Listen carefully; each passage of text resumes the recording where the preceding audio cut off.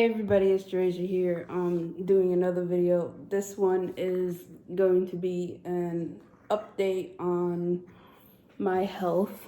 I have 5 updates.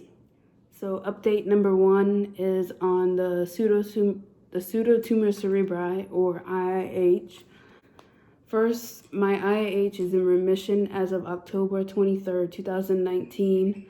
By my neuro-ophthalmologist. I still have to go see my neurologist. I have an appointment.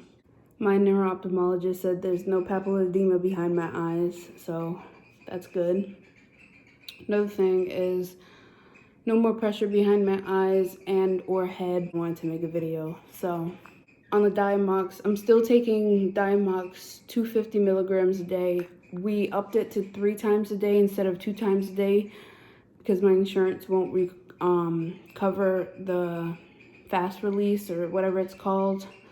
So I take it 9:45 in the morning, 3 o'clock, and then 9:45 at night with my other medications as well. So I take it 3 times a day instead of twice a day. I'm continuing on the low salt or no salt diet, like eating healthier, protein shakes. Bella!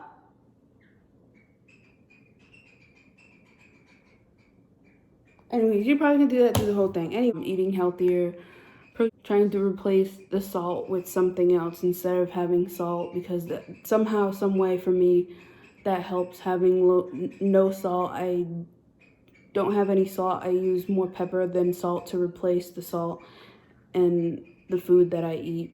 Exercising, I'm gonna get back into that. I'm gonna do 3 times a week. Me and my mom are actually gonna go to the gym and actually work out a little bit, because there's a new gym that they decided to do down the street from where I live. So I think I already said this, but make sure you're prepared with everything that you need when you're leaving home, especially with pseudotumor, because you don't know what your day is gonna be like. You might have a good couple of days, and then all of a sudden your day just, with chronic illness, especially with pseudotumor, you don't know what it's going to be like, your day's going to be like. Because for me, a lot of the days, like if we're going out and it's a very busy day, we have a lot of things that we have to do, I always make sure that I bring my medication, I bring a lot of water with me, stay hydrated. I have a neck pillow that I bring with me, because a lot of the times in the car, halfway throughout the day, my body just get very exhausted, so my neck gets very heavy and I get headaches and stuff. So make sure you prepare and bring things that you need. That's what I do. I make sure whenever I leave home, especially if it's a busy day, we got a lot of things to do, I am prepared. But make sure you bring a bag or something if you have a lot of things to carry. I have a bag with me that I bring my things with. Update number 2. Anemia, and I go to iron infusions. The reason why I do iron infusions instead of taking iron supplements is because my stomach can't absorb regular iron. My stomach can't just absorb it anymore. I got weight loss surgery, so yeah, my stomach can't just absorb regular pills. I tried different iron supplements and nothing worked, and the iron infusions worked better for me. So I went to 5 weeks of iron infusions. The date was September 19th to 26th, October 3rd, 24th, and November 7th. And they usually do it 5 weeks straight, but around that time, I had my nephew, his birthday, things like that. So we had to kind of spread it out, but I did 5 weeks of my iron infusions, and then I had to go back 4 to 6 weeks later to get blood work done to see if it helped or not. The iron saturation is where it's supposed to be after getting iron infusions. So my iron is up. My iron was, I think, 8 or 9, but now it's up to 15. So I will be going back to my hematologist in 4 months, doing blood work again and seeing if I need to do iron infusions again. My doctor said most likely, but that's not until like April. So we'll see when we get there. One thing I had that I did not know is I had a very serious allergic reaction to ferritin iron. It's iron that they give you. I think you were supposed to go twice. I was just gonna do twice instead of going for 5 weeks and getting poked with IV each time I went.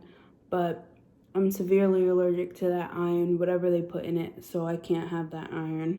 Oh, the allergic reaction was on September 12th, 2019. Number 3, my back orthopedic. So first thing I got was an x-ray and an MRI done of my back because I went to my primary care and I've been having back problems for a while. I think what started it was my Vavo, my grandma, she has like these weird old stairs, and I was going down the stairs. This was like four years ago, and I slipped and fell, and I fell down a couple of the stairs, and I think that's what really messed up my back. So I got an x-ray done and an MRI done, and they said that something with my bone structure, and I have arthritis in my back, so I probably have arthritis everywhere else. Yeah, I'm only 22 and they said I have arthritis in my back. So I went to my orthopedic doctor, and he says that in my lumbar back that there is bulging lumbar discs are very bad. He was very surprised because I'm only 22 and he usually sees my back in 60-year-old patients, like older patients than me. He says that he sees the bone structure and also the arthritis in my back. And I asked him about the arthritis, and he says that I have to go somewhere else. But I'm pretty sure I have arthritis everywhere else. My hands, my joints, things like that. But they're more in my back. So what he decided to do is, the first step we're gonna do is he put me on stronger muscle relaxers, and those have been helping, but we ran out of them, so now I'm in pain still. 2, he wanted me to try therapy like stretches and things like that, which I haven't made an appointment yet because this happened next to the holidays, so I still have to make an appointment, which I will pretty soon. I have 3 appointments next week. So the third step is the cortisone injections for back pain and nerve blocking. And the last step is, of course, back surgery, which I really don't want. I'm too young to have back surgery, but if it comes to that, then so be it. But I'm willing to try anything, like I told my doctors. I'm willing to try anything to make me feel better. So that is that update on my back. I will update more on my back. I'm going to see him actually next week. So hopefully I can vlog. Hopefully get some type of clips and update you guys when I go or after my appointments. Update 4 is my GI, stomach and everything else. So I had constipation, GERD, nausea without vomiting. The nausea without vomiting, I think it was a little bit to do with my anemia. I think that's a lot. My mom said the same thing, but my primary care said that it could be something else. It could be from the anemia, but it could be some things going on in my stomach because, like I said, I got weight loss surgery on my senior year of high school. So maybe something is wrong in my stomach after surgery and we don't know. So I went to my first appointment and he wanted to see what was going on inside, so I got a camera down my throat. It's an upper gastrointestinal esophagus. Basically a camera that goes down my throat into my stomach and my GI tract to see what's going on.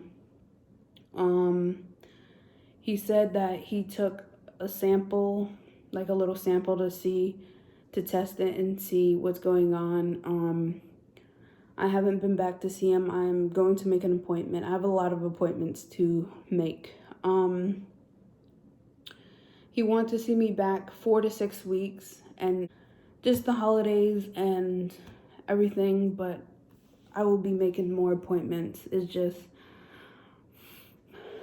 I don't have a car, so I can't go. My mom brings me places instead because I can't drive. I'm too nervous to drive being in a condition like this. And then also busy with other appointments as well. And a lot of days I don't feel good, so I don't feel good to go to my doctor's appointments. And going to appointments are very exhausting. So when I have to go to my appointments, sometimes my body is just like, yeah, we're gonna act up today. We're gonna make an appointment, and we just have a lot going on. My brother's moving back down here. It's just all over the place.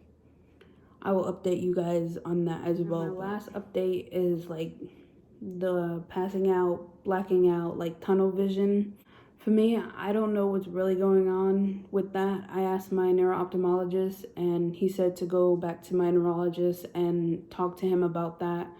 My mom thinks it could be low blood pressure. My low blood pressure or my heart, I don't know. I've always, well, ever since my weight loss surgery, I always had good blood pressure. And so I don't know, I get like, when I stand up or sit down, I stand up or I go from laying to sitting, I get like very dizzy, blurry vision. And when I go to stand up, I feel like I'm gonna pass out. Even when I stand up for too long, I don't know what's going on there. I don't know what doctor I'm supposed to see. I'm gonna go back to my primary care next week and see if I can talk to her and maybe go to another. I really don't want to go to another doctor, but if I have to, then I will. Oh, last thing is, maybe one of you guys experienced this. I don't know. I looked up POTS, but I'm pretty sure I don't have POTS because I did my heart rate and it doesn't go higher. I think it's supposed to go like 30 beats higher than it usually does, and mine doesn't do that. So I think it might be my blood pressure or from my pseudotumor. So I don't really know what's going on. Maybe you guys, one of you guys can message me and you guys have the same symptoms. I think it has to do with my pseudotumor, cerebri. But if it does, why is it still happening if I'm in remission with my pseudotumor? And it doesn't happen all the time. It happens, it was happening almost every day, but just recently it started, now it's down to, I don't know if it's like weather change because I live in Florida and the past 2 days it's been really cold, and then tomorrow's gonna be really hot.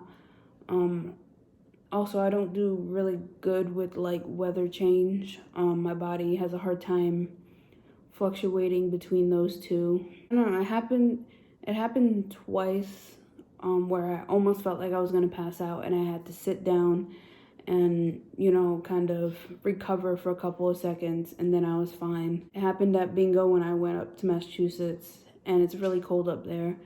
We were standing in line for a while, and I don't know, I just told her, I was like, I feel dizzy, I feel like I'm gonna pass out. And she's like, go sit down. And I finally like sat down, and I was sitting down for a couple of seconds, or no, not a couple of minutes, and then it finally, like, it went away, but I was just like, I was just not feeling good. So that is an update on my health. I will update more when I find out more, figure out what's going on with this crazy body. Please like, comment, subscribe if you want to. I will have my Instagram and all my social media after this video. So hopefully you guys like it. I'm gonna make more videos. This is my 3rd video I'm making now. I like kind of like the sit down talking type of videos, but I'm gonna try to do more like vlog type videos and things like that. But I really can't do a lot because a lot of the days I don't feel good. But anyways, I'll talk to you guys later. I love you. Just remember, always keep fighting, and you know your body better than anybody else. So please listen to it. Thank you. Love you.